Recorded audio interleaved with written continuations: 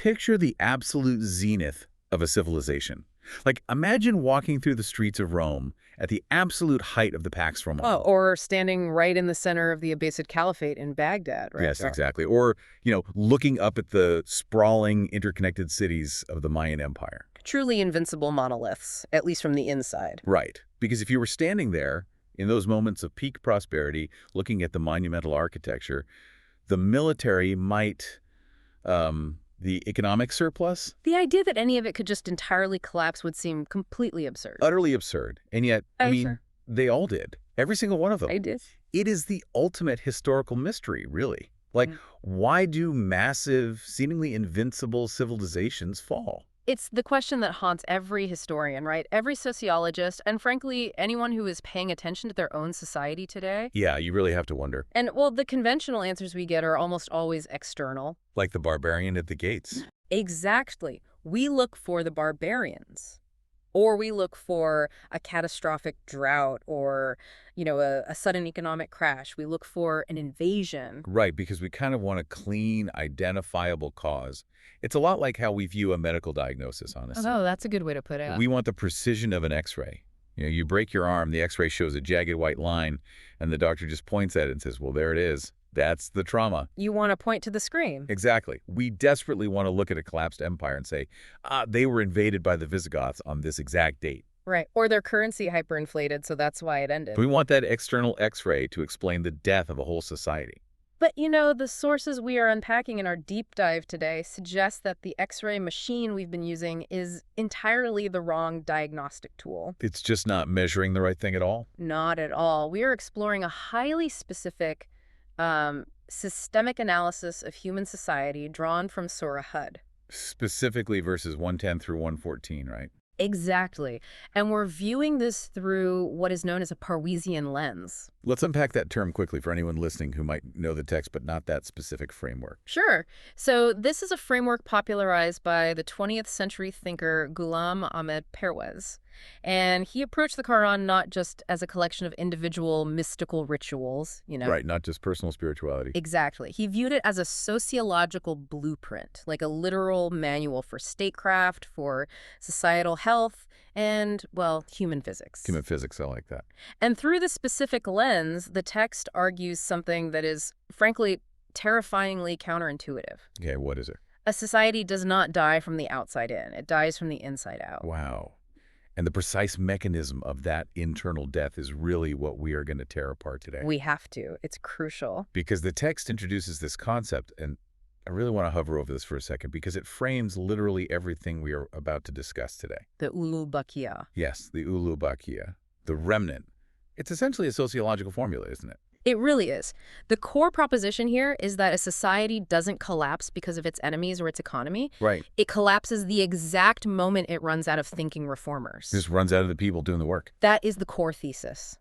But to really understand this, we kind of have to establish the baseline of how this framework views human nature. Okay, let's do that. In this analysis, every single human society naturally generates what they call facade. Facade. Yeah.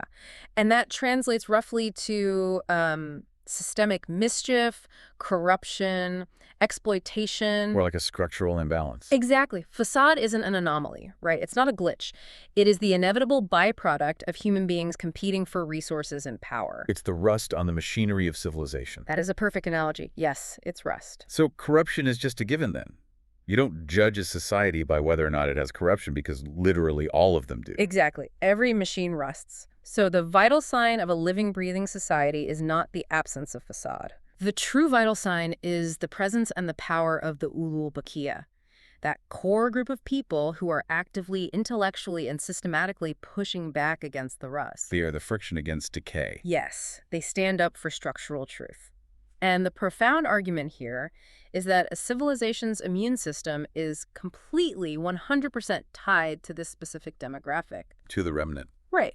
The moment this remnant becomes too small or, too intimidated or just too distracted to act as a counterweight to the systemic corruption. That's the time of death. That is the exact time of death. The society is legally dead. So the eventual physical collapse, like the invasion or the economic ruin, that's just delayed rigor mortis. Exactly. The actual death happened long before the barbarians showed up. That entirely shifts the paradigm for how you and I should be looking at the world. It really does change everything. I mean, if you are trying to gauge the health of the nation you live in right now, looking at the stock market or the GDP is essentially meaningless. Totally meaningless if the societal immune system is failing. Right. The only metric that actually matters is, are there enough people willing to be the friction? Are there enough thinking reformers? That's the only question. But, this immediately begs a massive question. Yeah. Because history is completely full of reformers. Oh, absolutely. We have libraries full of blueprints, constitutions, philosophical codes designed to fix societies. Why do they almost always fail? Like, why does the rust usually win? Well, to answer that, the analysis takes us to the historical tragedy of what happens when human beings are actually handed the perfect blueprint. Okay, let's get into verse 110. Right.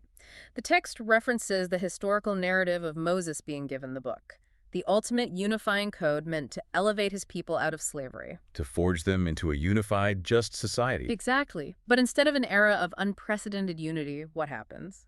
The text uses the word itlaf. Factions. Yes. Factions, differences, schisms, they instantly arose. They took the very instrument of their salvation and used it to fracture themselves into pieces.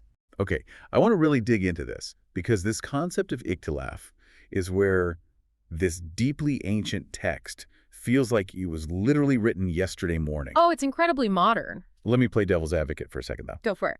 In modern democratic or academic frameworks, we view differences of opinion as a strength. Sure, the marketplace of ideas. Exactly. We encourage debate.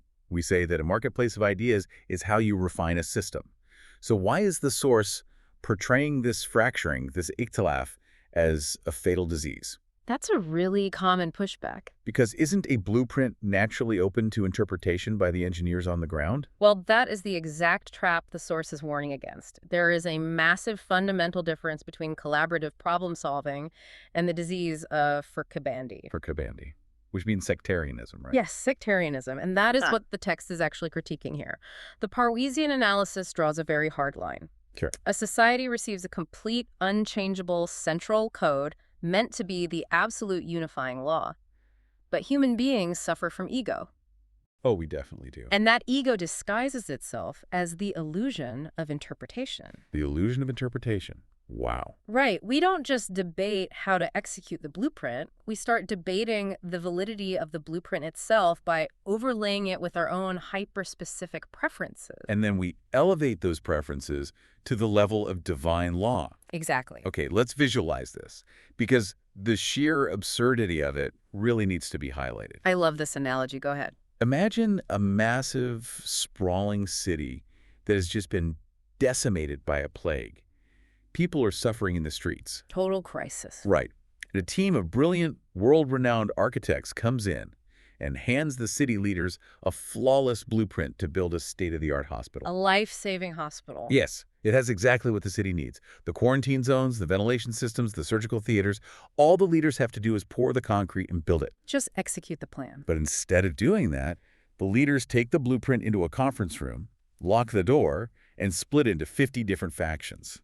One faction declares a literal holy war over whether the lobby should be painted cerulean or navy blue. Right, completely missing the point. Another faction excommunicates anyone who thinks the font on the emergency room signs should be sans serif. And decades go by like this. Decades.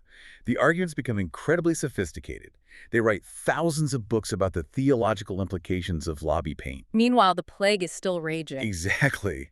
Outside, the hospital never gets built, and the people just keep dying. It is a devastating analogy because it perfectly encapsulates the sociological failure the text is diagnosing. It's just tragically human. It is, and the source gets incredibly granular about how this plays out in reality. It points to the modern-day manifestations of this exact psychological failing. Like what?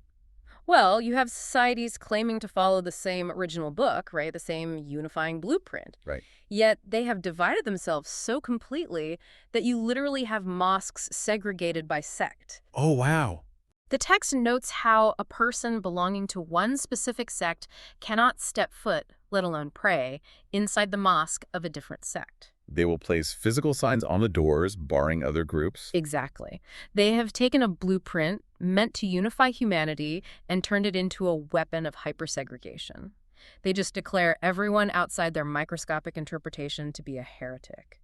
But how does it even get to that point? Like, how do you go from one single unifying document to 1,000 different groups putting up exclusion signs on their doors? The mechanism is what the sociological analysis calls the snowball effect of secondary literature. The snowball effect. Yeah, and this is vital for any reformer to understand. It never happens overnight. It starts very, very small. Okay, so how does the snowball start rolling? You have the original text. Someone writes a well-intentioned commentary or an interpretation of that text. Seems harmless enough. Right. Then a few generations pass, the context changes. Someone else writes a commentary on the first commentary. Oh, I see where this is going. Then someone writes a rebuttal to the commentary of the commentary. And suddenly the literature is just rolling down the hill of history, gathering mass. Exactly. Like a snowball. Hundreds of years later, you have massive, towering volumes of secondary, tertiary, and quaternary literature. Just a mountain of books. And here is the fatal sociological trap. Eventually, the snowball becomes so massive that it entirely eclipses the original blueprint. People stop reading the actual code. The society stops reading the unifying code and only reads the sectarian commentaries. In the most extreme cases, the source notes, this secondary literature is actually used to abrogate, to legally cancel out the clear, explicit directives of the original text. So the hospital blueprint is literally buried under thousands of pounds of sticky notes arguing about paint color. That's exactly it. And the society has convinced itself that reading the sticky notes is the exact same thing as building the hospital. Yes. That is genuinely terrifying because, I mean, you can see this in any human institution. Everywhere. You see it in constitutional law. You see it in corporate bureaucracy, political movements. Absolutely. You think you are serving the mission by creating these hyper-specific sub-rules, but you are actually destroying the Ulu Bakia. You're fracturing the remnant. You are taking the very people who should be fighting the systemic corruption, and you're tricking them into fighting each other. It's the ultimate distraction. So, okay, if human nature is this hardwired to splinter, if we are this vulnerable to the snowball effect of our own egos, how does any reformer survive that psychological pressure without completely losing their footing? Well, that brings us to the actual physical and moral requirements of a reformer. The text argues that survival requires a very specific, uncompromising type of equilibrium. Okay. And this is codified in a single, powerful command found in verse 112, Vastekam, which is usually translated as something like stand firm or be upright. Yes, but the sociological lens trips away the passive, statuesque connotation of standing. Right. It's not just standing still. If you just tell someone to stand firm, they picture a brick wall, a rigid, unmoving object just taking hits. But the text insists that Festakim is not about static endurance or stubbornness. So what is it? It is about dynamic talazun, perfect active balance. Balance over rigidity. I really think about this in terms of athletics, honestly. Oh, how so? Well, you can take the strongest, most genetically gifted athlete on the planet, someone with massive musculature who can deadlift hundreds of pounds. Right. But if you walk up to them and push them even slightly off their center of gravity, they're going to fall flat on their face. It's because they have no balance. Exactly. All that raw power, all that muscle mass is entirely useless without an internal center of gravity. Power is absolutely nothing without balance. That is the exact physiological equivalent of the sociological principle here. Wow. You can be the most passionate reformer in history. You can have the loudest voice, the most followers, the most righteous anger against the corrupt system. But none of that matters if you're off balance. Right. If you lack equilibrium in your approach to structural change, you will collapse under the weight of your own momentum. So what does this sociological center of gravity actually look like? Like, what are the two forces that a reformer has to balance? The text anchors this concept of balance by bringing in the philosophy of the renowned poet and thinker, Allama Iqbal. Okay, I love Iqbal stuff. The source recounts a fascinating, very specific historical anecdote about a woman named Sharaf-un-Nisa Begum. Sharaf-un-Nisa Begum, who was she? She was the daughter of a prominent governor in the Punjab region during the Mughal era, and according to the historical narrative, she was deeply devoted to the concept of societal justice. Okay. Throughout her life, she was known to keep two specific objects by her side at all times: a Quran and a sword. A Quran and a sword. That is striking imagery. It is. In fact, she explicitly instructed that these two items be placed on her grave when she died. And Iqbal visited her tomb centuries later, and he used that exact imagery to formulate the ultimate philosophy of societal balance, the balance between the law and the sword. The book and the sword. Let's stay here for a minute, because this is where philosophical theory violently collides with the gritty reality of statecraft and sociology. It's where it gets real. Right. Because the book represents the Constitution. It's the law, the moral code, the hospital blueprint. It's the undeniable objective truth of how a society should function. Exactly. And the sword represents state power. It is enforcement. It's the executive capability, the teeth, the sheer undeniable force required to actually move human beings and systems. Yes. Iqbal argued, and the Parwezian framework emphasizes this as an absolute requirement, that these two powers must exist in a state of perfect, terrifying tension. Perfect tension. If a society or a movement of reformers loses the balance between the book and the sword, the results are catastrophic. Let's look at the extremes of that. What happens when a society possesses the sword but completely abandons the book? You have unbridled power with zero structural law or moral compass. You get pure tyranny. Exactly. The source actually explicitly mentions figures like Hitler or Hulagu Khan. Hulagu Khan, the Mongol conqueror who annihilated Baghdad. Right. These were entities wielding massive world-shaking power. They were the ultimate manifestation of the sword. Unstoppable physical force. But think about how their power manifested because they lacked the book. They had no unifying, just balancing moral constitution. So their power didn't build anything. Exactly. It only radiated outward as pure, unadulterated devastation. Hulagu Khan didn't build a new civilization. He threw the entire House of Wisdom into the Tigris River until the water literally ran black with ink. It's a haunting image. That is what power without law does. It is a runaway train, zero tawazun, zero balance. Precisely. It is sheer destructive force. But, and this is where the text heavily challenges many modern pacifist interpretations of reform, the source is equally critical of the exact opposite imbalance. It's the other side of the coin. Right. What happens when you have the book but absolutely no sword? What happens when a group of reformers has the perfect law, the perfect constitution, the ultimate truth, but they possess absolutely no systemic power to actually enforce it? It just becomes a book club? Yes, a book club. The text argues that law without power degrades into a mere sermon. It becomes a polite suggestion. Exactly. You end up with beautiful, brilliantly written constitutions gathering dust in grand academic libraries. You have courtrooms filled with eloquent, logically flawless legal arguments that are utterly impotent to stop actual exploitation out in the streets. A reformer who only preaches the blueprint but builds no systemic power to lay the bricks and defend the builders. They are just as fundamentally imbalanced as the tyrant who has power but no law. That is a brutal truth. True Istiqamah demands both. It demands the intellect and moral clarity to understand the blueprint and the undeniable structural power to execute it against the resistance of the facade. It's a really sobering reality check for anyone who thinks they can change the world just by being right. Being right isn't enough. Being right is only half the equation. You need the Constitution, but you also need the executive branch to enforce it. Otherwise, the corrupt systems of the world will just pat you on the head, tell you that you have lovely ideas, and then just continue exploiting people. That is exactly how the real world works. So let's assume a society or our group of remnant reformers actually pulls this off. They have the law and they have the power. Yeah. They're standing firm in perfect balance. A rare achievement, but let's assume it. What is the actual threat to them at that point? Because intuitively, you'd think the biggest danger would be a massive head-on collision with a rival empire or a full-scale rebellion. That is the logical assumption, of course. Yeah. But the source material warns that the greatest threat to a balanced, powerful reformer isn't a frontal assault at all. What is it then? It is a microscopic, almost imperceptible shift in their own posture. Just a shift. Yes. And this brings us to verse 113, and one of the most intense, unyielding linguistic and sociological deep dives in the entire text. It centers entirely on one word, tarkunu. Tarkunu. Yeah. Which translates roughly to do not incline or do not tilt. Yes.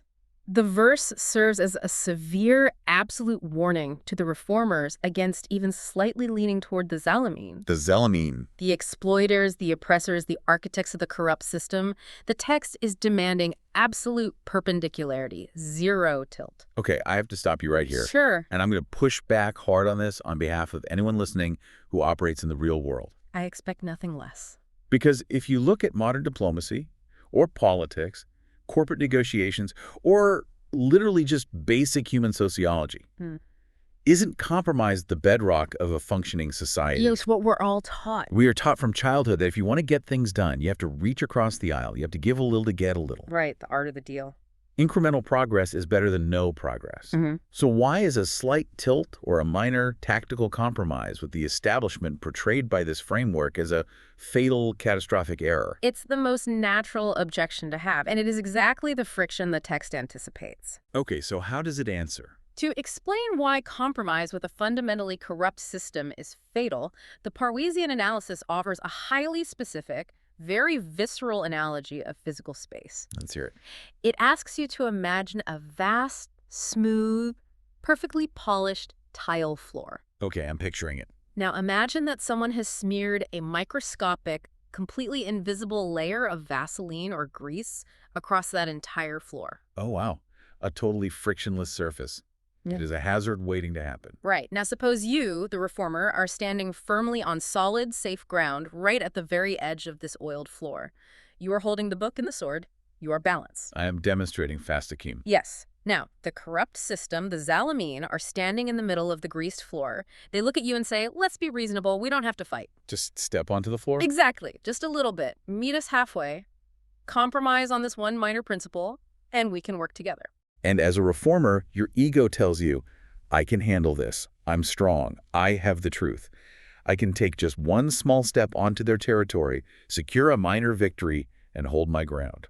That is the illusion of incrementalism.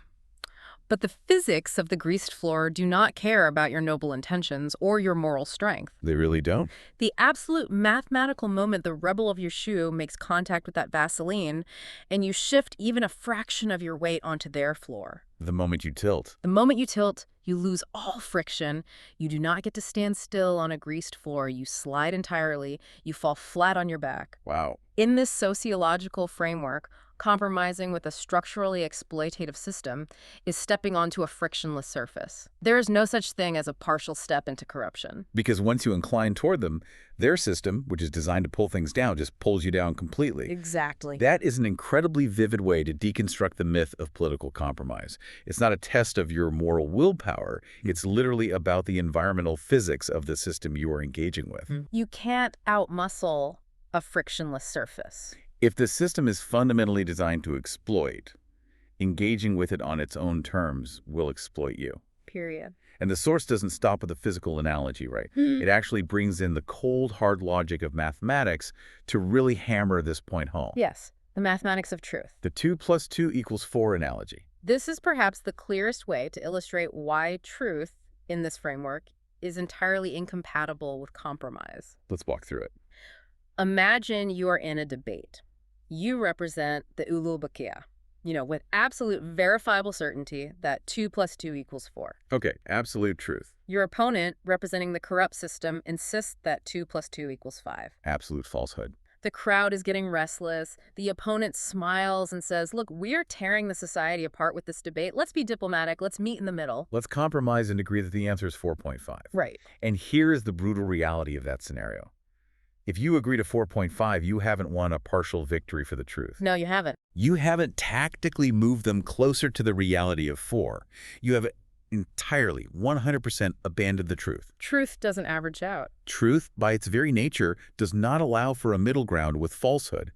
The absolute second you nod your head and accept 4.5, you are no longer representing the truth at all. You have completely joined the side of falsehood. You've just chosen a slightly different flavor of it. It's so binary, but so logical. And this leads us to the ultimate, unavoidable consequence of that tilt, which the text codifies as the law of requital, or mukafat-i-amal. Mukafat-i-amal. Yeah. Let's dig into that, because it sounds mystical, but it's not.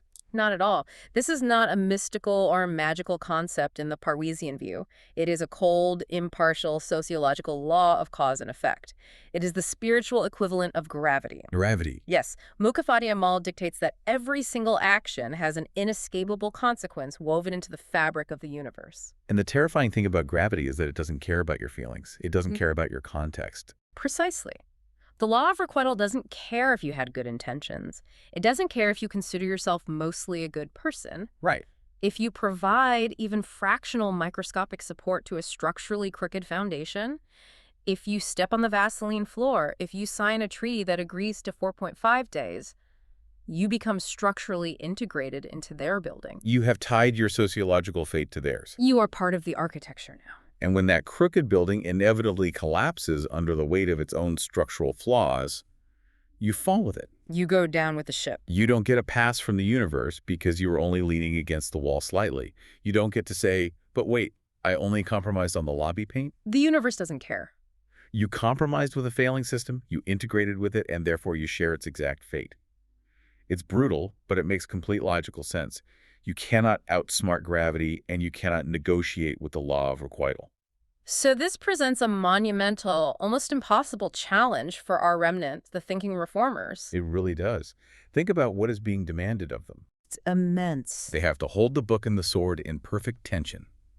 They have to avoid the thousands of sectarian snowballs rolling down the hill. Constantly. They have to stand entirely upright, refusing to step onto the Vaseline floor of compromise, knowing that the gravity of the universe will crush them if they tilt even a fraction of a degree. It sounds exhausting. It sounds impossible. Yeah. How does any group of human beings actually maintain this over a long period of time? Well, to achieve this, a society needs more than just willpower. It needs an engine. An engine. Yes, it needs an incorruptible, systemic mechanism that constantly, rigorously checks its alignment. And this leads the source to a radical, ground-up reinterpretation of a very familiar religious concept. This is the pivot in the material that completely caught me off guard, because it takes something we think we understand so well and turns it into a piece of heavy societal machinery. We arrive at verse 114. Right. We move to the phrase, Aqim-us-Salat at the two ends of the day. Now, let's establish the baseline here. Let's do it. If you have even a passing familiarity with Islamic terminology or just general comparative religion, you naturally assume salat simply means prayer. You picture an individual on a prayer mat performing a physical ritual in the morning and the evening. Exactly. It is viewed as a solitary, deeply personal communion. But the sociological analysis in this text swerves hard away from that purely individualistic view. It is a massive paradigm shift. It really is. The text views this instruction entirely through the Parwezian concept of nizam-i-rububiyat.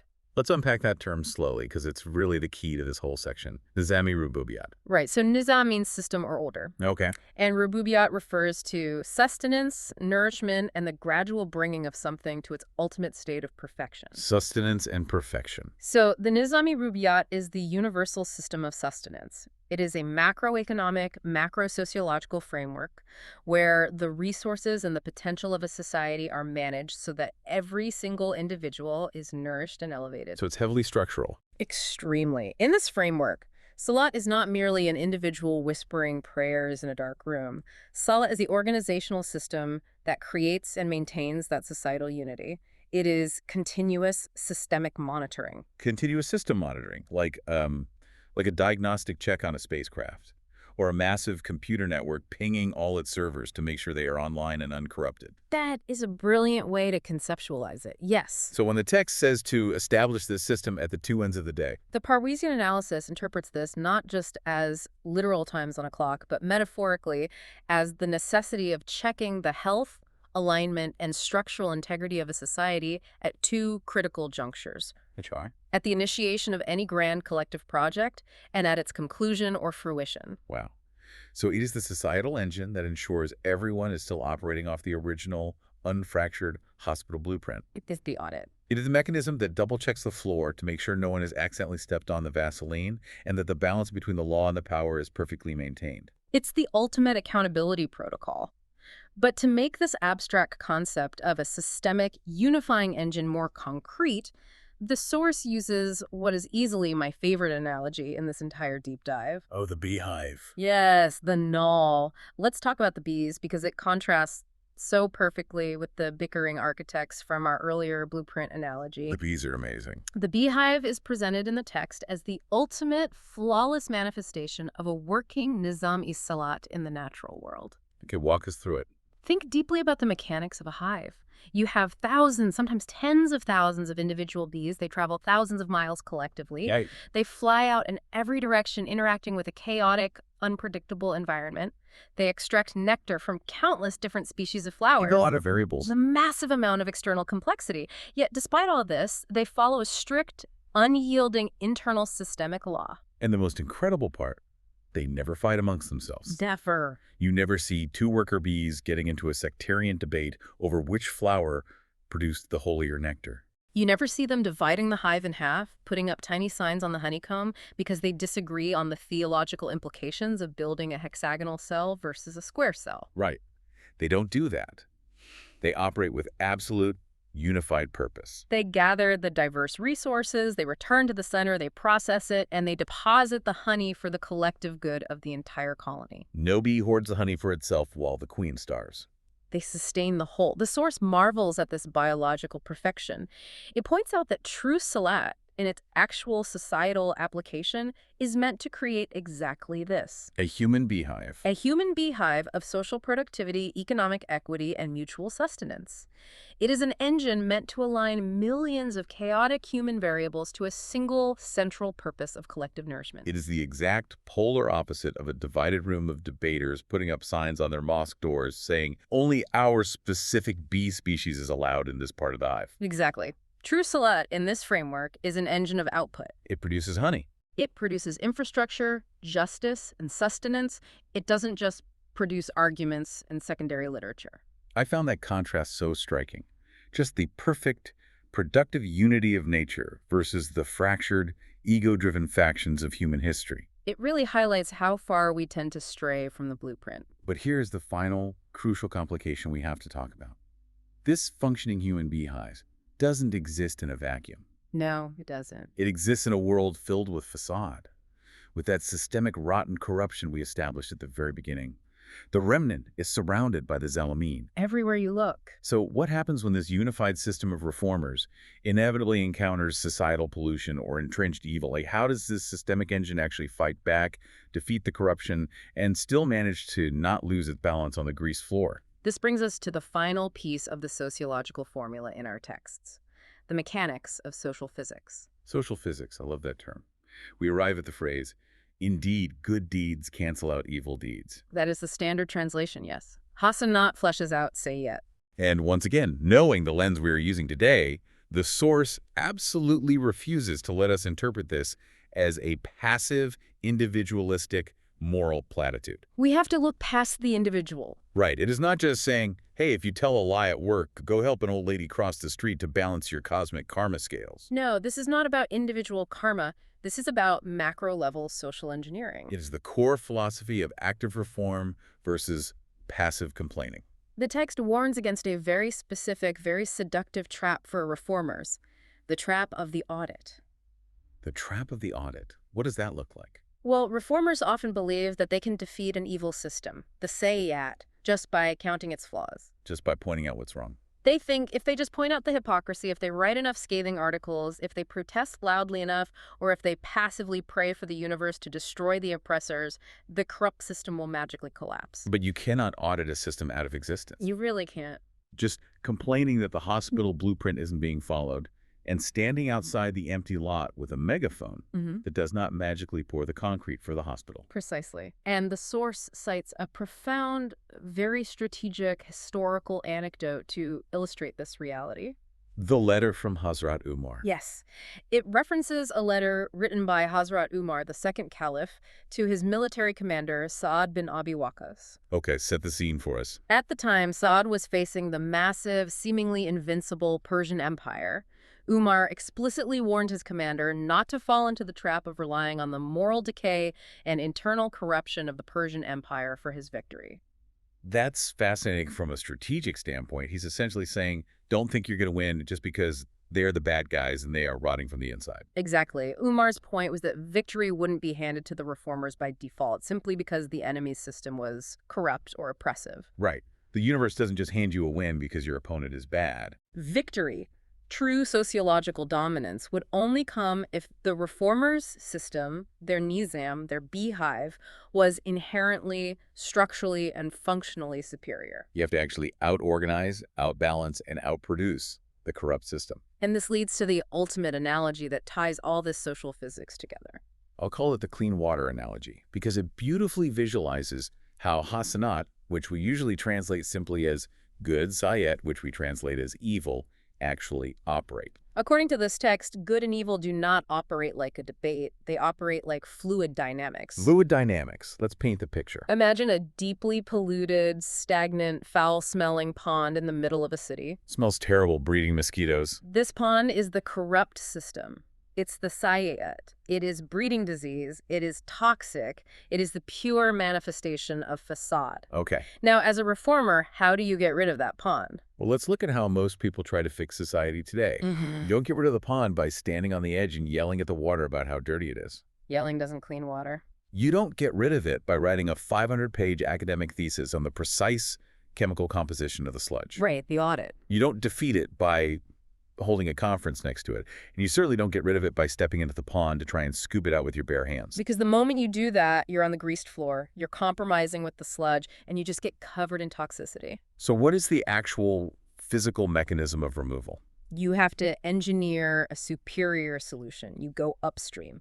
You pick up shovels. You do the grueling physical labor of digging a massive, deep channel. Real work. And you open up a rushing, overwhelming stream of crystal clear, pure, high-velocity water, the hasanat. Wow. You direct that sheer force of clean water directly into the stagnant pond. It is the undeniable volume, the momentum, and the reality of the clean water that physically flushes out the polluted pond. The old corrupt system isn't debated away. It isn't complained away either. It is rendered entirely obsolete and physically displaced by the undeniable presence of a vastly superior alternative.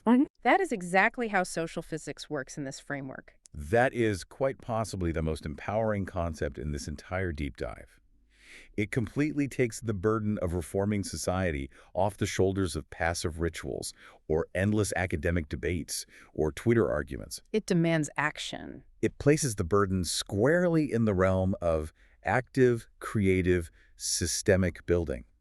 To fight corruption, you don't just critique the corruption, you build an incorruptible alternative. You build the beehive. You dig the channel for the clean water. You become the ulu bakia. It fundamentally transforms the definition of goodness from a static, passive state of moral being into a kinetic, undeniable energy. Goodness, true hasanat, is an active force that displaces evil through sheer, organized, systemic momentum. Let's just take a breath and look at the sheer scale of the journey we've just been on. It's a lot to process. We started by looking at the autopsy of fallen civilizations and realized the X-ray is useless. Civilizations die from the inside out when they run out of the remnant, the thinking reformers who act as the immune system against the rust. And we saw the tragedy of the hospital blueprint, how human ego takes the perfect unifying code and fractures it into a million arguing sects. Burying the truth under the snowball of secondary literature. We examined the physical requirements of standing firm, fostecum, realizing that a reformer must possess the perfect dynamic equilibrium of Iqbal's book and sword. The intellect of the law combined with the executive power to enforce it. We learned the absolute mathematical terror of the tilt, the tarkunu, realizing that compromising with corruption is stepping onto a frictionless Vaseline floor. If you agree that 2 + 2 = 4.5, you belong entirely to the falsehood, and the law of requital will ensure you collapse with the crooked building you leaned against. We redefine the very concept of salat from a solitary prayer into a roaring, macro-level engine of continuous system monitoring. Visualizing the perfect, unified productivity of a beehive that produces actual sustenance instead of division. And finally, we looked at the fluid dynamics of social physics, learning that you do not complain the polluted pond away. You flush it out with a rushing, engineered stream of clear water, the hasanat. It is a complete, interconnected, devastatingly logical manual for diagnosing and treating the rot inside any civilization. But, as we look toward the horizon, toward the final segment of Surah Hud, verses 115 to the end of the chapter, we are confronted with a final, very sobering reality. Okay, what's that? We have spent this entire deep dive learning the physics of how to build and how to reform. But real structural societal change does not operate on our timelines. It really doesn't. It does not happen in a week or a month or an election cycle or often even in a single lifetime. Right. Digging that channel for the clean water takes time. It takes grueling sweat. It takes massive coordination, and frankly, it takes generations of people digging a trench for water they may never personally get to drink. Which leads to the ultimate question that the text tees up for its conclusion. How do reformers endure that? Exactly. When the entire corrupt system is pushing back, when the Vaseline floor is everywhere and everyone is begging you to just compromise, and when the fruits of your labor might not bloom until long after you are dead. What does the patience, the sabre of a systemic revolutionary actually look like? How do you maintain the perfect balance of the book and the sword when time itself feels like your greatest adversary? That is the ultimate test of the remnant. And it leaves you, listening to this right now, with a profound question to mull over as you walk away. Because we aren't just talking about ancient history or Romans or abstract sociological theories. This is happening right now. Look at the systems you're a part of today.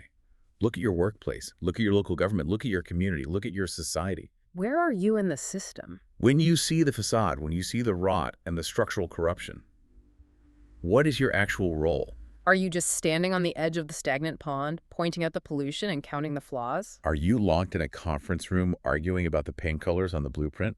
Or are you picking up a shovel, joining the beehive, and actively doing the grueling work to dig the channel for the clean water to flow? The blueprint is sitting right there on the table. The physics of how to build it are clear. The rest is entirely up to you.